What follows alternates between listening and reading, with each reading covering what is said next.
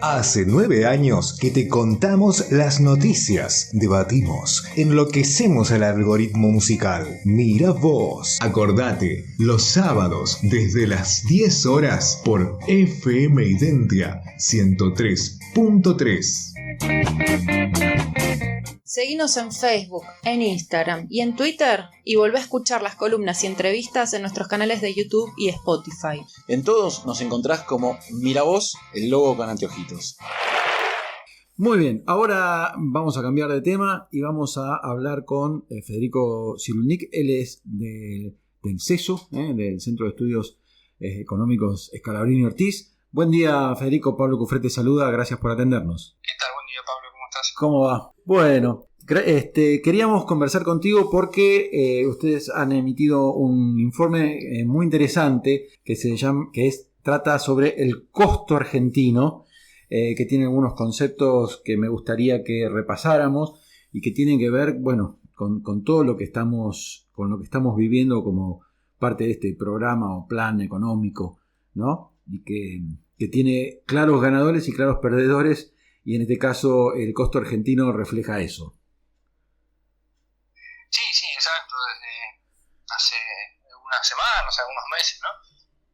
Se empieza a bajar un discurso del oficialismo, tanto desde Milei como de Caputo y otros voceros del gobierno, sobre una idea que en verdad no tiene nada de nuevo, ¿no? Pero que es empezar a bajar el costo argentino para mejorar la productividad, ¿no? Uh-huh. Por ejemplo, en el discurso que dio hace la semana pasada en Milei, ya empezó a alertar de que muchas empresas, ¿no? Iban a, por la situación crítica que estamos viviendo y por la eliminación de cierta protección que supuestamente goza la industria argentina, iban a empezar a tener problemas y muchas de ellas incluso iban a cerrar. Creo que el gobierno las iba a ayudar a partir de bajar el costo argentino, ¿no? Sí. ¿Qué es el costo argentino? Bueno, básicamente ellos lo ponen en dos esferas, ¿no? Un costo impositivo, que tiene que ver con eliminar impuestos y distintas trabas que hay, ¿no? Para la producción y el comercio, y el otro, el costo laboral, que en verdad es un eufemismo para hablar de bajar los salarios reales, que es lo que estamos viendo en estos 9-10 meses que lleva el gobierno. Claro. Sí, que estamos justamente, padeciendo, casi te diría, más que viendo. Sí, sin duda. Yo creo que las dos esferas le pegan a las clases populares, a los trabajadores. Sí.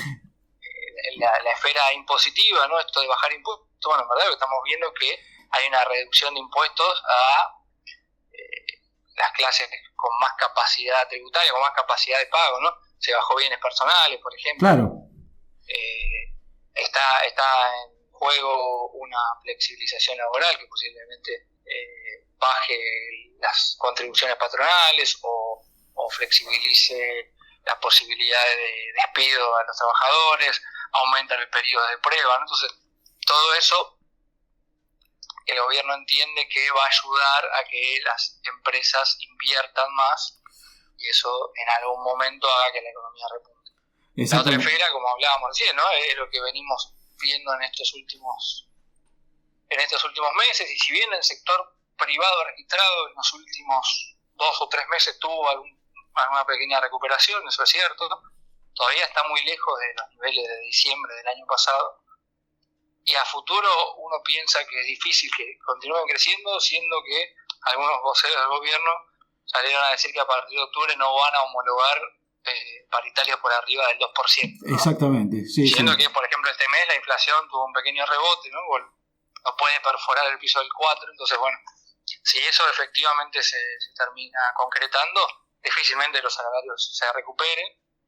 Incluso yendo más atrás, yo recuerdo, creo que el segundo o el tercero del Banco Central hace algunos meses viajó a Washington para presentar el plan de gobierno. Tal cual. Y una de las cuestiones que mencionaba era que el programa, entre otras cosas, necesitaba un salario en dólares bajos, ¿no? O sí, un nivel de salario en dólares bajos. Bueno, creo que eso es algo que estamos empezando a ver, ¿no? Y Sturzenegger hace poquito les dijo a los empresarios mismos que iban a poder diseñar su propio plan de despido.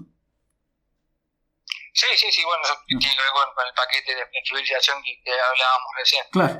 El problema es doblemente grave porque además de las consecuencias que estamos viviendo por este tipo de políticas, a mi entender tampoco van a garantizar que haya más inversión, que haya más producción y que eso termine repercutiendo en mayor nivel de empleo, por ejemplo. Claro. Yo creo que va a pasar justamente lo contrario, ¿no? En general, nosotros creemos que el crecimiento económico y particularmente la inversión suelen ser lideradas por la demanda, una demanda previa que induce a que las empresas inviertan. Claro. Que la demanda, bueno, ¿no?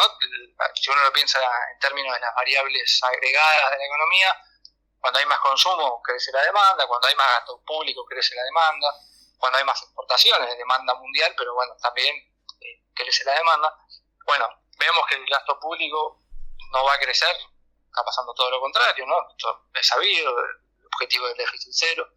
El consumo se viene desplomando porque cae el salario, porque sube el empleo, porque caen las jubilaciones. Entonces, el consumo tampoco va a ser una variable que motorice la demanda. Uh-huh. Las exportaciones crecieron respecto al año pasado, pero porque el año pasado fue muy malo por la sequía. Pero si uno lo compara con 2022, por ejemplo, están más o menos en el mismo nivel, con lo cual quizás en algunos años, con sectores como el litio, hidrocarburos, pueda llegar a repuntar, pero para mí no va a ser suficiente como para compensar el resto de los sectores que vienen en caída libre, ¿no? Entonces, es difícil, no hay variables que hagan pensar que esto en 6 meses pueda revertirse. Claro. Y este modelo, además, ayúdame con la historia, ya se aplicó y hemos conocido sus resultados. Sí, por ejemplo, en la convertibilidad, ¿no? Claro. La idea era la misma, bajar los costos, apertura comercial, un tipo de cambio en ese momento directamente planchado, ¿no? A partir de la convertibilidad. Ahora, con un atraso cambiario a partir de la tablita de Caputo del 2% mensual,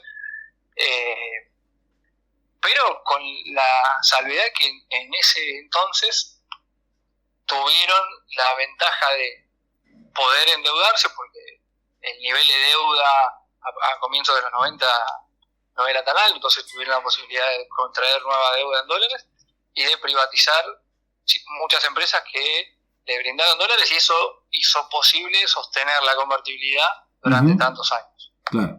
El final es conocido por todos, ¿no? La crisis del 2001, y un nivel de desempleo arriba del 20%, situación crítica para la Argentina. Sí.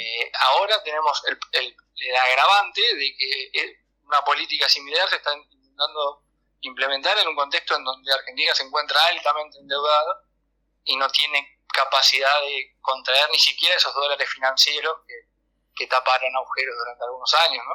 Entonces creo que es más crítica la situación en ese aspecto más macro.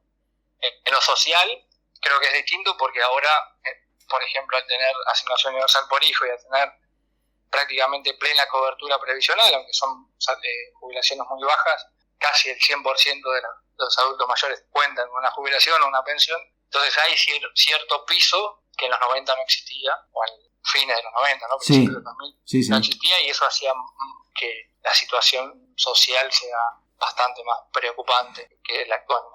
Tal cual. Destaco acá una de las frases que aparece en el informe, ¿no? Que dice: bajo el eufemismo de bajar el costo argentino, presenciamos una transferencia de ingresos desde trabajadores y jubilados hacia los sectores económicos más concentrados. Me parece que eso define buena parte, ¿no? de este programa.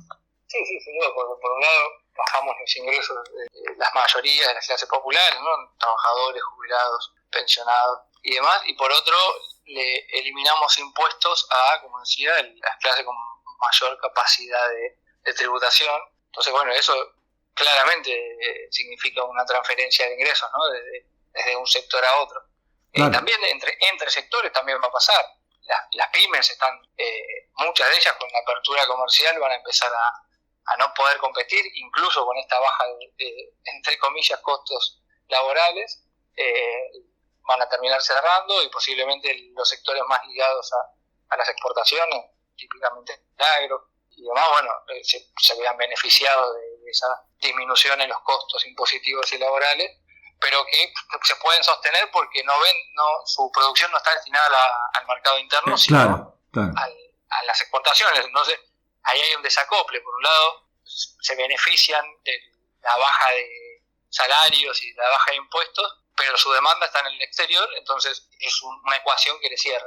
A las empresas que venden en el mercado doméstico, esa reducción de costos no les alcanza porque la demanda les cae mucho, porque el salario por un lado es un costo para los trabajadores, pero también es un costo para las empresas, pero también es demanda, también es futuro consumo. Si los salarios y el empleo se van al tacho, bueno, ese consumo se desploma. Lo que estamos viendo, todos los indicadores de consumo vienen a la baja hace 9 meses. A propósito de eso, te consulto, hoy más temprano acá en el programa escuchábamos al vicejefe de gabinete que hablando con industriales diciéndole que ustedes tienen que producir porque si no esto se cae. Sin embargo, parecería este modelo ir para otro lado. Es como un mensaje contradictorio. No sé qué opinás al respecto. Sí, también es cierto que detrás de muchas de las cosas que ellos dicen hay una teoría económica que más o menos dice eso, ¿no? Que primero hay que ahorrar, ese ahorro genera inversión, y esa inversión es la que va a hacer que después haya más empleo, más salario, más consumo, más demanda en general. Entonces, por eso es el pedido. Bueno, nosotros estamos garantizando el contexto, ¿no? En términos impositivos, laborales y demás, para que sea lo mejor posible, lo más propicio para invertir. El panorama ya está allanado, ahora les toca a ustedes salir a invertir. Desde nuestro lado decimos, bueno, la economía no funciona así. En general, las inversiones suelen ser inducidas porque hay crecimiento, porque hay demanda, hay más consumo. Eso hace que la propia competencia haga que las empresas quieran invertir, porque si no, la empresa de al lado le va a ir ganando mercado, ¿no? Su capacidad de producción está a tope y ya no pueden seguir produciendo, pero la demanda sigue creciendo. Yo como empresario decido ampliar mi planta, decido comprar una nueva máquina, decido invertir en tecnología que me dé más productividad para justamente ir abarcando más mercado, bajando mis costos, todo en pos de obtener una ganancia mayor. Bueno, si esa demanda no está, y si yo tengo la mitad de la fábrica parada, ¿cuál va a ser el incentivo para invertir? Por más que me bajen los costos, yo no tengo a quién venderle después. ¿Para qué voy a comprar una máquina nueva? Una línea nueva. De hecho, es lo que está pasando. Muchas empresas industriales suspendiendo trabajadores, primero eliminando las después suspendiendo trabajadores, parando líneas de producción. Las automotrices, sí, también, pero bueno, como muchas de ellas también exportan a Brasil, por ejemplo, entonces no es solo por lo que sucede en Argentina, a veces hay otros factores, pero son un ejemplo de eso, ¿no? Lógico. Sí. Y en algunos casos, cuando no se puede aguantar más, cerrando, ¿no? Las empresas. Y si no, exactamente, eso creo que todavía no está pasando, pasó poco, pero si continuamos por este camino, es muy probable que en algún momento empiece a pasar. Tal cual. Y todavía creo que no está de todo efectiva la apertura económica que ellos pretenden, ¿no? Como no tenemos dólares, no se puede abrir la frontera para que lluevan productos importantes como ocurrió en la década del 90. Pero es lo que pretenden.